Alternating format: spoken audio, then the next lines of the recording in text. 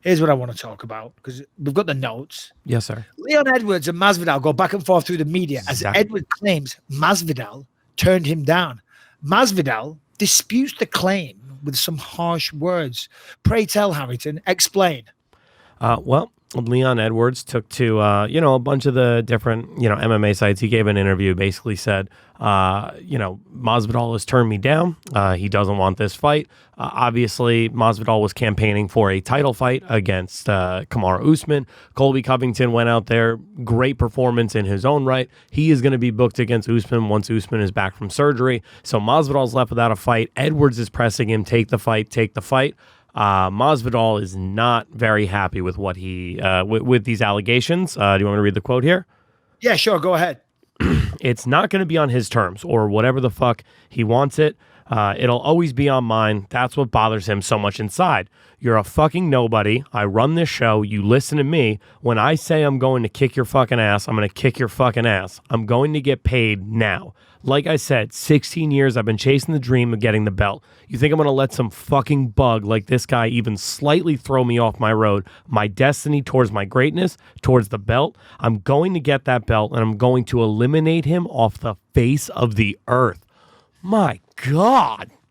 Brian, you messed up. We should have had a bow, bow, bow, bow, bow, bow. Come on, dude. My fault. I was waiting for it. I was waiting for it. Anyway, all right. Fuck him. Wrong one. Anyway, so I was with Masvidal at the weekend. Now, of course, as we know, the beef is squashed. We were with each other at International Fight Week recently.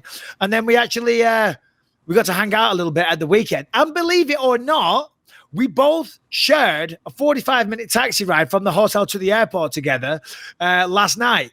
Both sat in the back of a taxi with our seatbelts on like dorks and, just chatting away, like best buds. And he's actually a really cool guy. He's a really cool guy. He is. And I see a lot of myself in him. Of course, he's, from a very different background, but mentality-wise, we're very, very similar. And yeah, no, good dude. And, hanging out with him and Chito Vera and Ponzinibbio, all good guys. Listen, I get what Masvidal is saying, and I get what Leon Edwards is saying. Leon Edwards wants the biggest fight he can get, right? And Masvidal would be that right now. I don't think Leon's going to get a title fight. Well, Colby and Usman are fighting for the belt. So exactly. The big name right now, the big name that isn't a champion is Masvidal. After what he did to Till and then what he did to Ben Askren, we know he's hot property right now. And I can't blame Masvidal.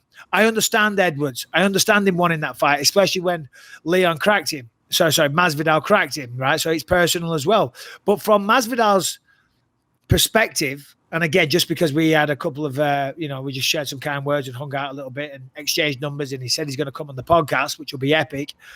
Just because of that, I'm not like pussyfooting around him. I'm just being honest with the hype that he's built right now, right? His career has never been this high, right? He's never been so highly thought of as regarded, and a lifetime of work. And he was telling me, because I asked him, Masvidal, how did you start? He started wrestling and boxing at a very, very young age. And he was saying, he was doing those backyard fights and stuff. And his boxing coach pulled him to one side and said, yeah. His boxing coach pulled him to one side and said, listen, you're better than this, right? If you want to keep doing this, fair play. I get it. But I think you should go professional and try and really become something. And that was like a defining moment in his career that he was telling me. So I understand Masvidal. He wants the belt or like a massive fight like a Conor or something. So it's and it's a risky fight, without much reward. No disrespect to Edwards. Edwards is fantastic. And I said probably the UK's best chance of being the next champion right now. So there's no shame or anything being thrown his way. But for Masvidal, he wants the bigger name, the bigger fight. And that's the only problem what Leon has right now. He's the whole package. He fights well. He's incredible. He's got all the skills, but he hasn't got the fan recognition. That will come. It will. If he keeps winning fights, it will come. But that's Masvidal's whole issue. He's like, no, you're not the name I'm looking for. So I get it, but it's fun to read about online. Michael Bisping said it best. You have to assume, though, Michael, if they were to fight, that would take the title eliminator moniker on it, right? Like those two certainly, whichever one wins, would have to be guaranteed a shot at the winner of Usman versus Covington. So there is something there. I know Masvidal said he was willing to take a non-title fight now if they back up the Brinks truck. They're going to have to pay him. He wants, a lot of money for that fight because he is a massive name right now, and there's no doubt about that. He's not guaranteed a title shot, but I think he could be guaranteed a nice pay raise and then a title shot off of a win, no? Well, yeah, that's a good point. It's a fair point. But again, he wants to capitalize on this position that he's been in. He's a long-time fight veteran. He's worked his ass off. He's had his ups and downs along the way, much like I did. And now, after 2 massive wins, and he's had some big wins in his career before. He knocked out Donald Cerrone. He's had some good wins.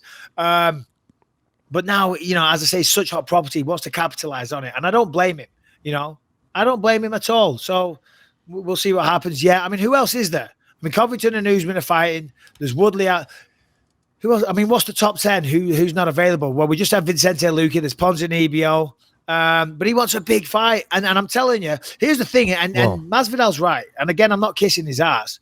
The thing is, he knows that when he fights, now everyone's going to tune in. If you're a fight fan, after what he did to Ben Askren and before that to Darren Till, right? If Masvidal's on the card, you're going to watch it. You're going to watch it. You're going to tune in, right? To see if you can follow it up again, right? And he kind of knows his worth. And the UFC are good like that. They were always very fair with me over the years. So I'm sure he can get the right deal he wants. But Dana did say you can't make ultimatums.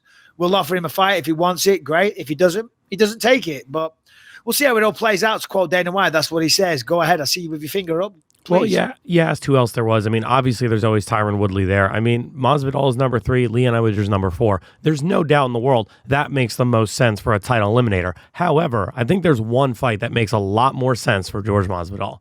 That is the winner of this weekend's fight, Anthony Pettis versus Nate Diaz. Tell me that's not a title eliminator waiting to happen. Well, see, there you go. I mean, that would be the level or magnitude of fight that Masvidal's looking for. Nate Diaz, who I'm referring to, no disrespect to Pettis, great fighter, legendary, former champion, all that good stuff. But Diaz is the one with the name, right? This weekend's pay-per-view is probably going to be, a really, really big one. It's probably going to sell well. I don't know how many, but it's got to be a lot. It's going to spike. If we're looking at a graph of the latest pay-per-views, this one's going to spike for sure. It's got Diaz on there, DC Stipe, all the rest of it.